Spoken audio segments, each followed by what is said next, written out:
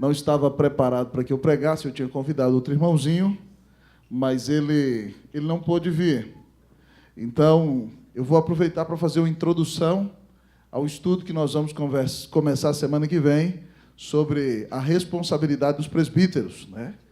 Nós, do Conselho, alguns já estão com o livro, cada dia um vai compartilhar uma das palestras. Então, semana que vem vai começar às 20 horas. Nós vamos pedir aí depois para o Ministério de Comunicação fazer uma arte, né? O Rafa está aqui, a Grace está aqui, são do Ministério. Então, nós vamos ter esse momento precioso. Mas eu queria convidar você para eu me sentir menos motivado a gritar, que você pudesse se aproximar de mim um pouquinho, certo? Porque aí, se eu olho você longe, eu vou sentir vontade de gritar. Eu vou achar que você está longe e que minha voz não chega, sabe?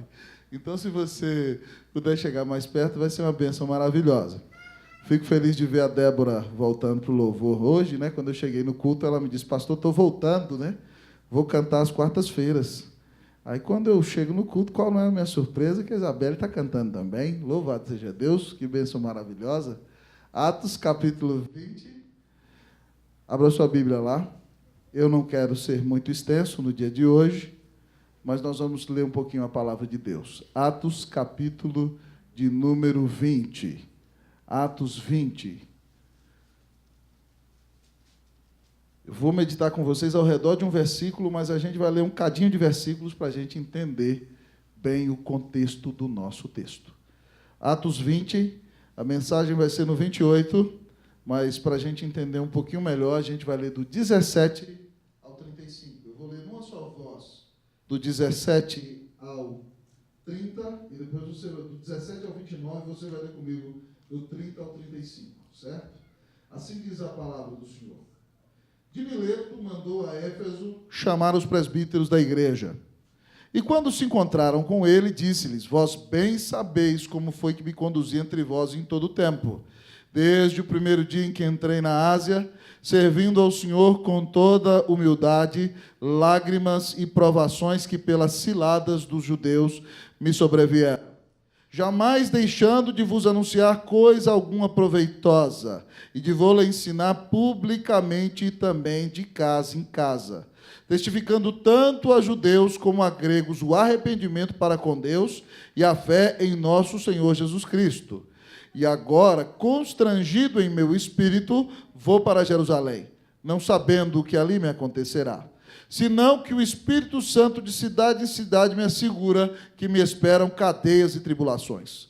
Porém, em nada considero a vida preciosa para mim mesmo, contanto que complete a minha carreira e o ministério que recebi do Senhor Jesus, para testemunhar o evangelho da graça de Deus. Agora eu sei que todos vós, em cujo meio passei pregando o reino, não vereis mais o meu rosto. Portanto, eu vos protesto no dia de hoje, que estou limpo do sangue de todos, porque jamais deixei de vos anunciar todo o desígnio de Deus. Eu vou pedir vocês para ficar em pé, para a gente ler bonito, tá bom? Atendei por vós e por todo o rebanho sobre o qual o Espírito Santo vos constituiu bispos para pastoreardes a igreja de Deus, a qual ele comprou com o seu próprio sangue. Eu sei que depois da minha partida entre vós penetrarão lobos vorazes que não pouparão o rebanho. E que, todos juntos vamos lá? E que dentre vós mesmos se levantarão homens falando coisas pervertidas para arrastar os discípulos atrás deles. Portanto, vigiai, lembrando de que por 3 anos, noite e dia, não cessei de admoestar com lágrimas a cada um. Agora, pois, encomendo-vos ao Senhor e a palavra da sua graça, que tem poder para vos edificar e dar herança entre todos os que são santificados. De ninguém cobicei prata, nem ouro, nem vestes. Vós mesmos sabeis que estas mãos serviram para o que me era necessário, a mim e aos que estavam comigo. Tenho-vos mostrado em tudo que, trabalhando assim, é mister socorrer os necessitados e recordar as palavras do próprio Senhor Jesus. Mais bem-aventurado é dar do que receber. Senhor, tem misericórdia de nós, perdoa os nossos pecados. Nós vamos meditar brevemente sobre essa função tão necessária à tua igreja, esse chamado que é o presbiterato, Deus. Pai, no nome de Jesus, nós te agradecemos porque o Senhor resolveu dar pastores à tua igreja. Ó Deus, e o Senhor resolveu, ó Deus, falar poderosamente ao coração da mesma, por meio de homens que pregam a tua palavra. Então, Senhor, nos perdoa de todas as nossas iniquidades nessa noite. E exalta Cristo aqui, Pai, enquanto a tua palavra é pregada. Que a palavra seja pregada com clareza, ó Deus, ó Pai, com inteligência, ó Deus, com objetividade, mas que ela também aqueça o nosso coração. E que ela nos leve a orar para que o Senhor nos dê mais líderes, segundo o coração de Deus. Ó Pai, nós te amamos, nós te pedimos que o Senhor nos abençoe e nos fales a alma, Deus, ó Pai. Em nome de Jesus eu te peço. Amém e amém. Assentai-vos, irmãos. Queridos irmãos e irmãs, onde nasce o sistema presbiteriano? O sistema presbiteriano nasce no deserto. Quando Moisés, amados irmãos, saiu da terra prometida, vocês se lembram que o sogro dele, chamado de Jetro, ou de Reuel, vai ao seu encontro. E no primeiro dia em que o sogro de Moisés está ali, ele o recebe com grande alegria, reúne os anciãos de Israel, mas depois Moisés vai trabalhar para aconselhar o povo. Desde aquele tempo, o trabalho do pastor titular pesado é aconselhamento. E Moisés fica o dia inteiro, desde 6 horas da manhã até a noite, e não consegue aconselhar todo mundo. E Jetro chamou Moisés num canto e falou assim: rapaz, o que é isso que você está fazendo? Você quer morrer, quer matar esse povo junto? Faz o seguinte, nomeia chefe de 1000, chefe de 100, chefe de 50, chefe de 10. E aí você vai treinar esses homens todos. Vai ensinar a lei para eles. E as pessoas vão ir a esses homens para resolver as suas causas. O que eles não conseguirem resolver vai ser trazido para você. Irmãos, assim Moisés seguiu aquele sábio conselho. A Bíblia nos ensina isso. E assim nasce essa divisão de trabalho na igreja, onde são nomeados anciãos para pastorear e julgar o povo. Mas nós temos que chegar, amados irmãos, a sincera conclusão de que nossa época é uma época muito complicada. Nossa época é uma época avessa à autoridade. E, por um lado, é muito bom, no certo sentido de que as pessoas não aceitam goela abaixo o que sempre se aceitou durante muitos séculos. Então, hoje, as pessoas não impõem o erro com a autoridade. Mas hoje mesmo, conversando com o meu querido irmão Martinho, ele me lembrou, pastor, nesse ano, e eu falei assim, rapaz, é verdade, nesse ano caiu a presidente, um senador e o deputado. Eu falei, meu Deus do céu, esse ano é um ano... Eu fui para casa pensando, esse ano no Brasil é um ano histórico.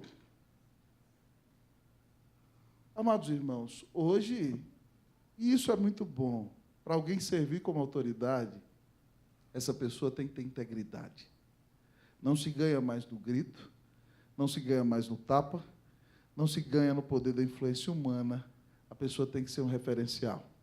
E se no mundo, amados irmãos, nós temos visto tudo isso, quanto mais na igreja do Senhor Jesus.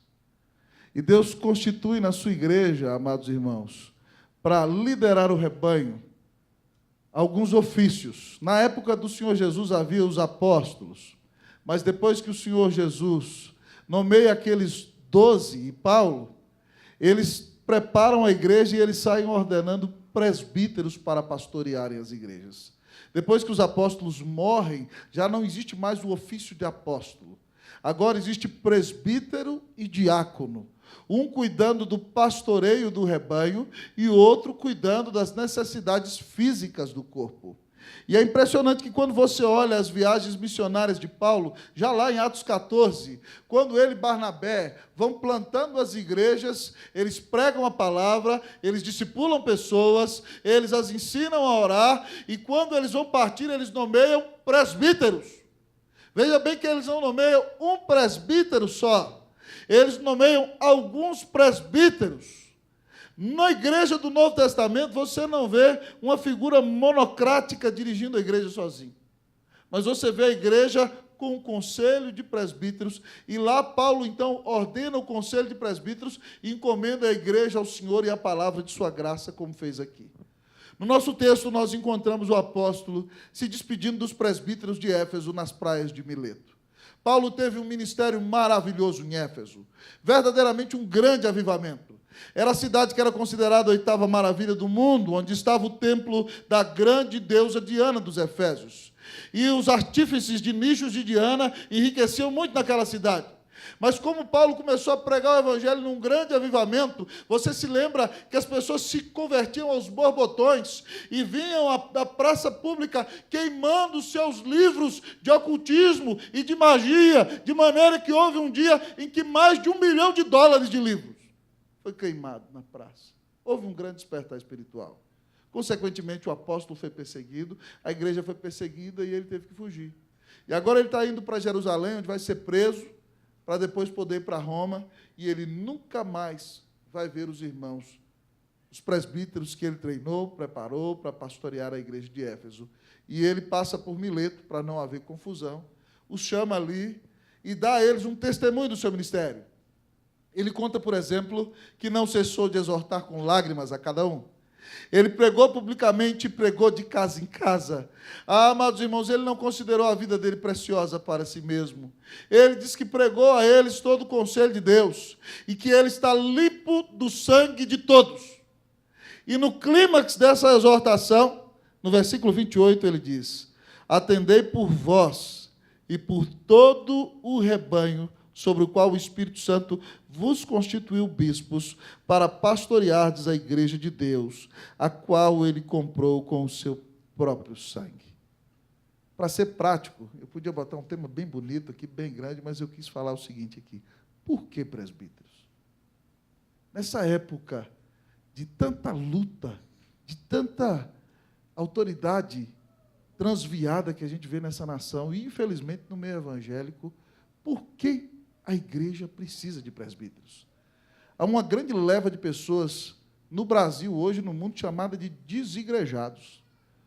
Aqueles que se dizem crentes, mas não querem estar na igreja, porque eles também não reconhecem autoridade alguma. Isso também é extremo, irmão. O Senhor constituiu a igreja, mas porque essas pessoas não aceitam liderança alguma, elas querem ser crentes sem estar debaixo da igreja de Cristo Jesus e da autoridade estabelecida pelo Senhor. E é errado isso, porque a igreja é a noiva de Cristo Jesus. E é impossível alguém ser verdadeiramente salvo se não é membro da igreja de Cristo Jesus, porque todo aquele que crê já faz parte da igreja do Senhor Jesus. Então, ao olhar para o nosso texto nessa noite, o apóstolo Paulo vai responder essa pergunta: por que presbíteros? Em primeiro lugar, porque Deus chama. Por que presbíteros? Em primeiro lugar, porque Deus chama. Olha o que diz aí o texto: atendei por vós e por todo o rebanho, sobre o qual o Espírito Santo vos constituiu bispos. Veja bem, meu irmão, que não é uma questão política. Não é uma questão de alguém sair dizendo, vote em mim para presbítero, e ele liga para cada irmão da igreja e fala, vote em fulano para presbítero, né? Se você fala lá, Benedito para presbítero. Não tem nada disso, meu irmão. Hein? Não é nada disso. Eu vou fazer minha campanha para eu ser eleito presbítero, vou cumprimentar todo mundo, sorrir para todo mundo. Ô, meu amigo, como vai? Né? Tem gente, irmão, que quando quer concorrer ao presbiterato, nunca fala com os irmãos da igreja, mas quando chega a época da eleição, cumprimenta todo mundo, só falta distribuir um santinho. Misericórdia, está repreendido. Isso é uma coisa muito secular. Mas, meu irmão, o texto diz que o Espírito Santo vos constituiu. É um chamado. É, amados irmãos, uma comissão sobrenatural. E nós temos que entender isso. Muitas vezes, no meio presbiteriano, as pessoas entendem equivocadamente. Quando o conselho toma uma decisão, certo tipo de membro, que elas não querem, ela chega lá assim, eu vou reclamar com o presbítero fulano de tal, porque ele é o meu representante, eu votei nele. Essa é a visão secularizada. O presbítero, em primeiro lugar, ele não é o seu representante, ele é o representante de Deus. E ele não tem a obrigação de votar conforme a sua agenda. Ele tem a obrigação de obedecer a palavra de Deus. A Assembleia foi usada, sim, para elegê-lo, mas ele presta contas, em primeira instância, ao Senhor e à sua palavra. Então, amados irmãos, nós temos presbíteros, não é porque um partido elegeu, não é porque você tem o seu candidato lá, não. Nós temos presbíteros porque Deus chama. O texto diz que é o Espírito Santo que soberanamente constitui os bispos da igreja. Isso é maravilhoso. Então, meu irmão, se nós vamos eleger presbíteros no próximo ano, se Deus dirige a igreja a isso, você tem que ter a consciência de não chegar aqui e indicar qualquer nome, mas conversar com a pessoa, olhar para ela e perguntar: você sente o chamado de Deus para servir no pastoreio do rebanho? É extremamente importante ter a consciência de que a pessoa foi chamada por Deus. Porque, de repente, ela entra na mesa do conselho, e na mesa do conselho você ouve sobre pecados que você jamais imaginava que acontecia no meio do povo de Deus. Você vive situações espirituais que você jamais imaginava. Se você se tornar presbítero, se prepare, meu irmão, para aumentar e redobrar o número de lutas espirituais na sua vida. Você tem que ter a consciência de que você foi chamado. Se você entra ali porque alguém te pressionou, se você entrou ali porque achou que queria ser bonito, participar da liderança da igreja, você não aguenta. Você precisa de um chamado. E a gente sempre vê Deus chamando as pessoas. Pastor, como é que Deus chama o presbítero hoje? Deus chama o presbítero pela via dos dons, amados irmãos. O presbítero tem que ter dom de pastorear, por exemplo. Porque a função do presbítero é cuidar do rebanho. Então, ser pastor no Novo Testamento é um dom. O presbítero tem que ter dom de ensinar, porque ele vai ter que ensinar a palavra. Em alguma medida, o presbítero tem que ter dom de governo, que é dom de administração, ou liderança, um dos dois. Porque ele vai sentar na mesa e vai administrar e vai governar a igreja. Certo? Seria muito bom que ele também pudesse ter dom de evangelistas, mas pelo menos dom de ensino, de pastor e de governo ele tem que ter. Pelo menos esses 3 dons. Porque ele vai trabalhar na igreja nessa área. Então, como é que Deus chama alguém hoje? Pela via dos dons. Quando a gente bota um rapaz jovem aqui, que está com o peito ardendo, e ele prega um sermão abençoado, você fala assim: esse fulano tem que ser pastor. Eu já vi isso aqui acontecer algumas vezes. Por quê? Porque você reconheceu que Deus deu a ele o dom. Então, Deus dá o dom, e a igreja reconhece o dom, e a pessoa, então, vai exercer o dom. Então, tem que ter, meu irmão, pelo menos, ou dom de ensino, ou dom de pastor, ou dom de governo. Porque nós precisamos dessas 3 áreas no pastoreio da igreja. Certo? Se tiver os 3, aleluia, mas pelo menos um dos 3. A Bíblia diz que tem que ter dom de mestre, mas também tem que pastorear e tem que governar. Então, meu irmão, quando você for indicar alguém para o presbiterato, não indique alguém: não sei, vai lá, me indica aí. Não, essa não é postura. Paulo em Timóteo diz: se alguém aspira o episcopado, excelente obra almeja. Tem que entrar com desejo. E não tem que entrar com desejo iludido, não, eu vou ser um dos presbíteros da comissão de elite da igreja. Não. É um chamado. Não, Deus me chamou para cuidar do rebanho. Deus me chamou para ajudar a administrar a igreja. Deus me chamou para ensinar a palavra. Deus me chamou para gastar a minha vida nesse trabalho maravilhoso. Então, meu irmão, o presbiterato é um chamado. É uma missão. É um presente de Deus para a nossa vida. Eu louvo a Deus pelos preciosos presbíteros que a gente tem. Mas se o presbítero entende que ele é chamado, irmão, ele vai trabalhar no presbiterato de uma maneira muito preciosa. Eu vou contar para você que quando eu tinha 8 anos de idade, o presbítero Jonas Gomes, já não está mais no conselho, mas quando eu tinha 9 anos de idade, ele chegava nas minhas costas e falava: e aí, reverendo, tudo bem? E aí, pastor, tudo bem? Ele me viu, primeira vez com 9 anos, pregar. E com 11 anos: e aí, pastor, tudo bem? Com 12 anos: pastor, tudo bem? Com 13 anos eu falava: tô fora, sai! Adolescente não quer essas coisas, né? Com 15 eu fugi, mudei de cidade e tal. E aí, no dia que eu cheguei lá, eu falei assim: eu quero ir para o seminário. Eu falei assim: demorou, eu já sabia isso desde que você tinha 9 anos de idade. Olha como a vida de um presbítero. O presbítero é o regente. Marcou a minha vida. A palavra de um presbítero pode marcar a vida de uma criança que está na igreja hoje.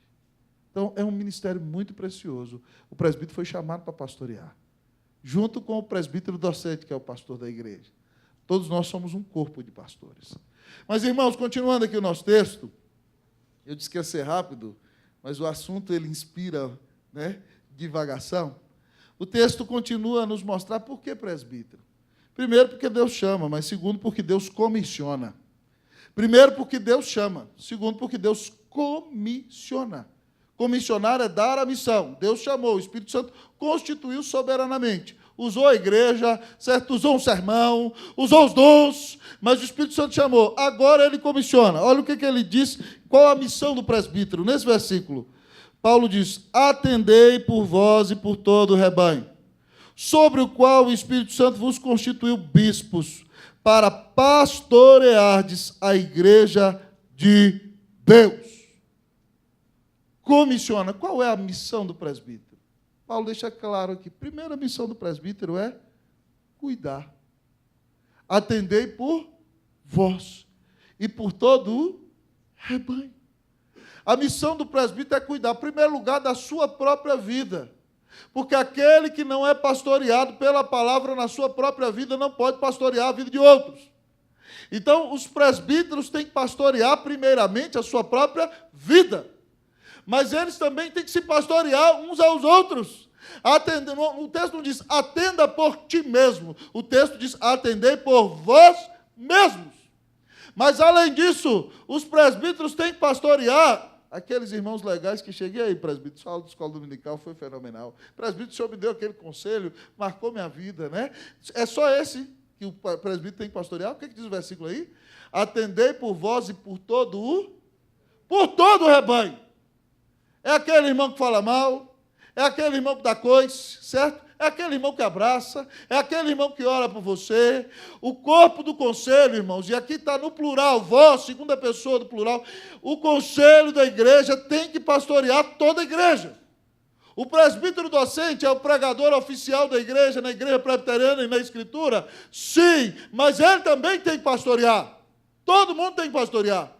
Todo mundo do conselho é chamado para pastorear. É claro que um homem não vai conseguir pastorear todo mundo. Por isso Deus estabelece vários líderes. Mas a primeira comissão é cuidado. Isso envolve relacionamento. Para cuidar da pessoa, você tem que estar perto da pessoa. Você tem que se relacionar com a pessoa. Você tem que pegar na mão da pessoa. Você tem que ouvir as dores da pessoa. Quando a pessoa perde alguém, você tem que chorar com ela. Quando o irmão se alegra, você tem que se alegrar com ele. Exige proximidade, exige relacionamento. Pedro, em 1 de Pedro, capítulo 5, ele diz o seguinte, rogo, pois, ele fala lá, apóstolo do Senhor, prisioneiro do Senhor, não me lembro muito bem lá o que ele diz no 1, mas ele diz assim, pastoreai o rebanho de Deus no 2, que há entre vós.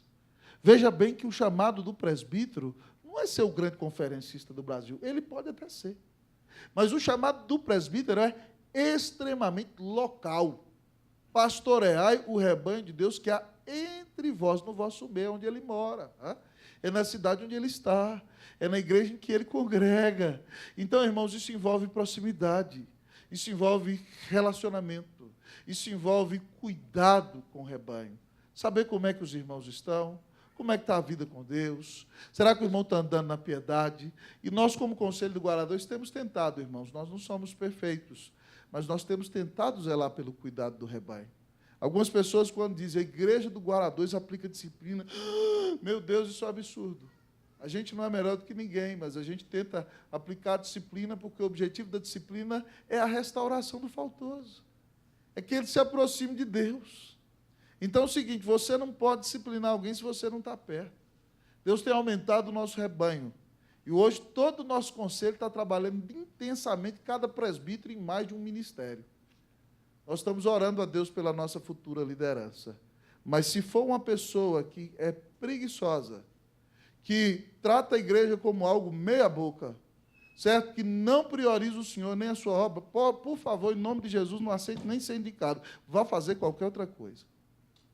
Porque a gente precisa de gente que ame a Deus, que ame a casa de Deus, que esteja disposto a se renunciar a si mesmo para cuidar do rebanho. Não, eu quero ser só presbítero, esse negócio de cuidar do rebanho, não, por favor, pare com isso. Se você não quer dor de cabeça, se não quer atrapalhar o seu conselho, então não aceite. Porque para ser presbítero, você vai ter que abrir mão de uma ou pelo menos 2 noites por semana para o cuidado da igreja. Se você perguntar para qualquer presbítero do Guarda-2, eles vão te dizer que abrem pelo menos mão de 2 noites por semana. Certo? A sua esposa tem que compreender, Santo Varal. Porque ou está num grupo familiar, ou está aqui no culto de quarta, ou está no discipulado na quinta, certo? Ou está pregando em outro lugar, conforme o dom de cada um, mas está todo mundo envolvido com a obra. Então, se você não quiser cuidar de ninguém, em nome de Jesus, nunca aceite ser presbítero, para não atrapalhar a sua família e para não atrapalhar a igreja de Cristo Jesus, porque o presbítero tem que cuidar dos outros. Mas o texto diz também, irmão, que além de cuidar, ele tem que ser bispo. Eu gosto dessa palavra, eu não gosto de citar muita expressão do grego, mas essa palavra no grego é muito legal, porque ela significa duas coisas. É episcopos, certo? Escopo é visão, certo? É aquele que tem a visão. E epi é a preposição sobre, certo? Episcopos significa que é alguém que tem uma visão superior, certo? É alguém que olha sobre. Uma das primeiras características da liderança, irmão, é visão. A liderança tem que saber para onde Deus está levando, ou a igreja, ou a organização, ou a empresa. Qualquer bom líder tem que ser visionário. Pois bem, para ser presbítero na igreja de Cristo Jesus, ele tem que ter uma visão superior. Ele tem que olhar para o rebanho como um todo. Ele tem que olhar o rebanho não só da sua perspectiva, mas ele tem que supervisionar a vida do rebanho. Será que o rebanho está andando em santidade? Aquele irmãozinho lá está andando de acordo com a vontade de Deus? Outra coisa, ele tem que ter uma visão superior, que o rebanho não é igual. Há pessoas diferentes, com dons diferentes, que moram em lugares diferentes, com condições diferentes, e esse irmão tem que ter uma visão superior do rebanho. Então, ele supervisiona, não só no sentido de ser um vigia da sua vida. É claro que ele vai ver se você está andando conforme o Evangelho, porque essa supervisão na prática, irmão, se chama discipulado. É isso. É alguém que olha para você e vê se você está andando com Jesus. É alguém que tem a prestação, tem a responsabilidade de prestar contas acerca do pastoreio da sua vida. Não é alguém que vai te vigiar como bebê o tempo todo, porque você não é. Mas é alguém que vai falar, e aí, irmão, como é que está a vida de oração? E aí, irmão, eu vi o senhor outro dia ali no boteco, o senhor é um homem casado, sentado com uma moça, que história é essa? O presbítero tem toda a autoridade para lhe chamar na regulagem, certo? E aí, irmão, como é que está a sua vida? Está sendo fiel no dízimo? Hã? O presbítero pode fazer isso com você, sabia? E aí, irmão, está levando a esposa para sair? Chamar você para tomar um café? E aí, irmão, está pagando as contas direitinho? Certo? O presbítero foi constituído por Deus, irmão, para ajudar você a andar na linha. Eita, que trabalho difícil, hein? Mas é isso aí, meu irmão. Ele tem que ter uma visão superior, ele tem que olhar para o rebanho. Os presbíteros olham para o rebanho, irmãos, e geralmente eles veem, fulano está vendo, fulano não está vendo, não está vindo. Outro dia, irmãos, tinha uma pessoa que eu falei na igreja, falei assim, olha, eu estou viajando para pregar bastante, mas nos últimos 4 domingos, eu só vi você um domingo na igreja. Pessoal, como é que o senhor sabe? Tem tanta gente na igreja. Eu falei, simples, eu já sei onde você senta. Então, eu olho lá no seu lugar. Nos 3 cultos você não está, eu sei que você não foi. Então, eu sei que você não está indo. Então, e aí, irmãos, a gente faz isso. O conselho está olhando pela sua vida. Está olhando para ver se você está andando com Deus. E se você se afasta de Deus, quem te ama sofre, geme, vai atrás de você. E se você quer ir para o mundo, você é corrigido, porque a liderança da igreja tem a função de ser uma visão superior. Então, bispo aqui não é uma autoridade monárquica que manda em todos os outros presbíteros, não. Todo presbítero é bispo. E bispo envolve a responsabilidade de um discipulado direto, tete a tete, pastoreio, olhando para a sua vida. Mas o texto diz mais, a gente ainda tem que orar hoje, eu vou caminhar um pouquinho, o texto diz o seguinte, lembre-se que eu estou falando por que presbítero? Né? Primeiro, porque Deus chama, segundo, porque Deus comissiona. Então, Deus comissiona para o cuidado, Deus comissiona para a supervisão, mas Deus comissiona, amado irmão, para o pastoreio. Aqui diz o texto, atendei por vós e por todo o rebanho, sobre o qual o Espírito Santo vos constituiu bispos para pastoreardes a igreja de Deus. Que bênção maravilhosa. Para pastoreardes. A palavra para pastorear aqui, amado irmão, significa literalmente apacentar. E apacentar, amado irmão, é levar a igreja a comer pasto saudável. Primeira coisa. Você lembra lá da bela figura do rei pastor Davi? que é o tipo do rei pastor Jesus, ele pinta o quadro de Deus como nosso pastor, e ele diz: o Senhor é o meu pastor, nada me faltará. Ele me faz repousar em pastos verdejantes, leva-me para junto das águas de descanso, refrigera minha alma, guia-me pelas veredas da justiça, por amor do seu nome. Ainda que eu ande pelo vale da sombra da morte, eu não temerei mal nenhum, porque tu estás comigo, a tua vara e o teu cajado me consolam. Veja bem que o pastor é aquele que supre as nossas necessidades. É aquele que nos leva a nos alimentar de pastos verdejantes. E quando a gente é pastoreado pelo grande pastor, ele nos descedenta, mata a nossa sede. E a gente vai ser guiado por veredas de justiça, por caminho reto. E até no vale da sombra da morte, nós não vamos nos desesperar. Porque o nosso grande pastor está presente conosco, a nos conduzir, a nos cuidar, a nos alimentar. A palavra pastorear traz a ideia de alimento e de cuidado próximo, porque você lembra que o pastor dá comida para a ovelha, e tem dia que o pastor pega o pasto e bota na mão, e a ovelha come na mão do pastor. Então, meu irmão, quem é chamado para ser presbítero, é chamado para pastorear, é chamado para alimentar o rebanho. E esse chamado para alimentar o rebanho, né, ele tem dia que a ovelha está meio rebelde, né? E ali eu gosto muito do versículo 4, que ele diz: a tua vara e o teu cajado me consolam. Veja bem que a figura da vara, e essa é função de pastor, tá? A gente vai ver Paulo falando assim que os presbíteros de Éfeso têm que tomar cuidado, porque de fora vão entrar alguns hereges querendo destruir a igreja.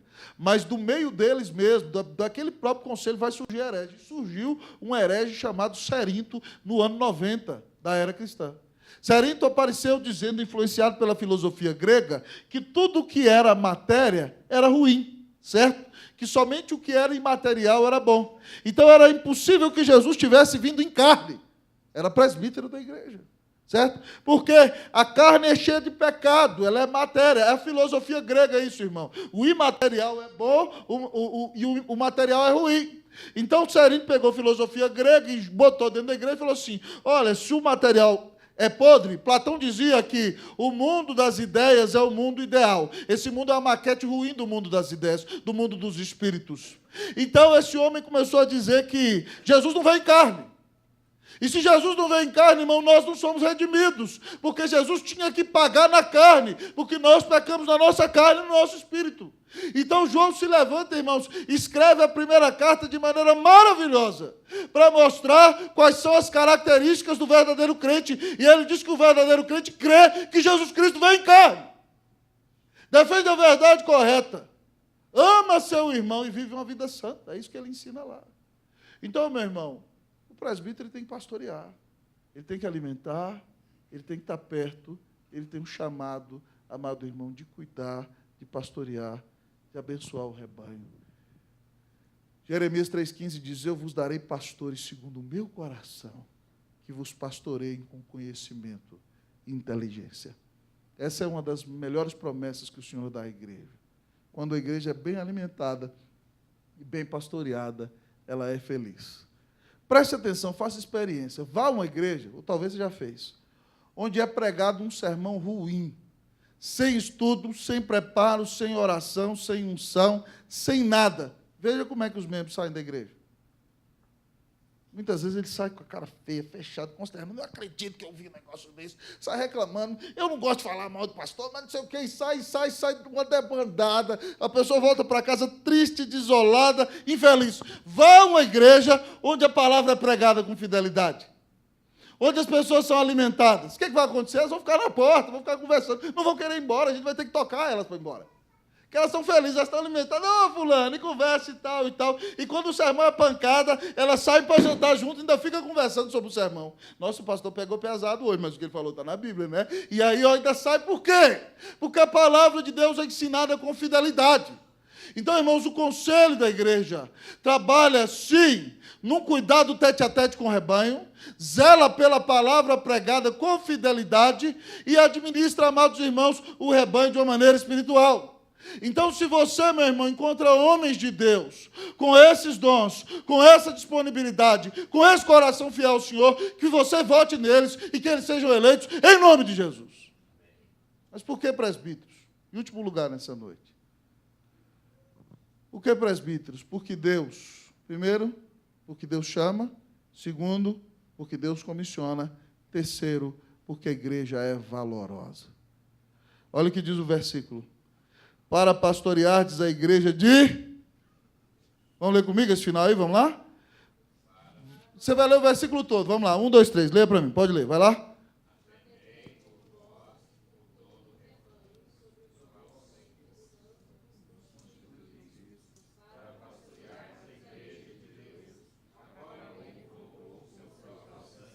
A igreja de? A igreja de Deus. O presbítero, irmão, pastoreia a igreja. Visita os crentes. Ele ora pelo rebanho, certo? Ele investe tempo, ele prepara sermão.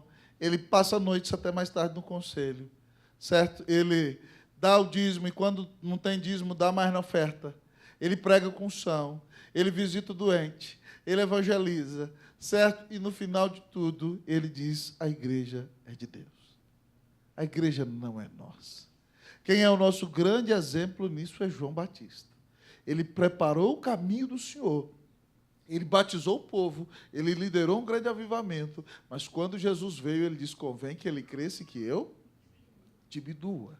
O amigo do noivo se alegra com o noivo. O Senhor da igreja é Jesus.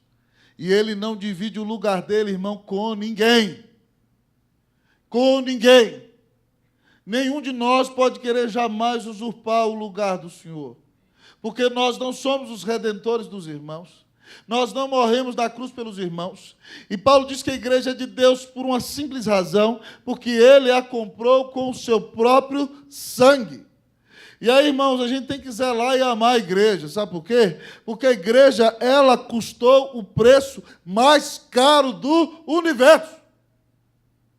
Irmãos, uma das coisas que eu me propus quando saí da igreja, foi assim, Senhor, nunca me deixa ser um instrumento de me levantar contra a igreja, ou querer dominar a igreja, ou querer jamais rachar a igreja. Porque a igreja, ela custou o sangue de Cristo, ela tem um valor muito caro. E se eu não for uma bênção na igreja, o Senhor vai cobrar de mim. A igreja é o maior amor de Jesus. Ela é a noiva de Jesus.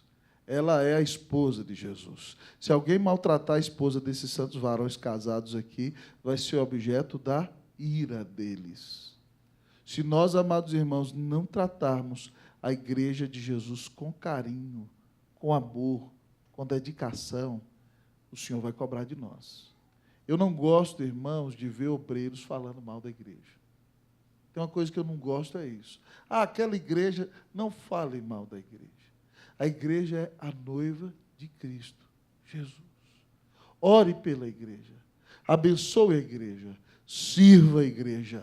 Seja um instrumento para a transformação da igreja. Mas, em nome de Jesus, não fale mal da igreja. Porque se ela está ruim, é por sua causa. Você está nela. Então, em nome de Jesus, peça perdão ao Senhor pelos seus pecados e diga, Senhor, eu vou ser um instrumento de mudança e de bênção na vida da igreja. A igreja é preciosa demais, irmão. Ela custou o sangue de Cristo Jesus. Ah, amado irmão, algum tempo atrás, conversando com um obreiro, a gente conversava e um obreiro falava assim, olha, a gente tem que servir a igreja, mas tem que tomar cuidado com o limite de amar a igreja. Eu entendi o que o obreiro disse, porque tem muito pastor que ele esquece da família e se dá só pela igreja, e está errado isso. Uma das exigências de Timóteo que nós vamos aprender é que aquele que não cuida da sua própria casa não pode cuidar da igreja de Deus, certo? Aquele que não sabe administrar a sua própria casa não pode administrar a igreja de Deus. Eu entendi o conceito. Só que a gente não tem que só servir a igreja, a gente tem que amar a igreja, porque Cristo amou a igreja. E Jesus diz lá em 1 João que todo aquele que ama o Senhor, ama aquele a quem o Senhor também ama. Então, que no nome de Jesus, meu irmão, se você for eleger um presbítero, veja alguém que ama a igreja, veja se o irmão vem nas reuniões da igreja, veja se ele está no culto de quarta, veja se ele vem nas reuniões de oração de manhã, Veja se ele se preocupa de apoiar pelo menos o ministério. Veja se ele está envolvido com um grupo familiar. Veja se ele está ajudando com alguma coisa na igreja. Veja se é alguém que está ali lutando pela vida da igreja. Veja se quando as coisas se tornam difíceis na igreja, se essa pessoa foge ou se ela ficou. Então, meu irmão, em nome de Jesus, olhe para a vida dessa pessoa. E se você achar alguém que ame a igreja do Senhor Jesus, diga: Senhor, me mostra se esse homem tem que ser presbítero. Porque Jesus amou a igreja a ponto de dar a sua vida por ela. Por que presbíteros? Certo? Porque Deus chama, porque Deus comissiona, porque a igreja é valorosa. Que Deus nos guarda-dois. Louvado seja Deus pelo nosso conselho, irmãos.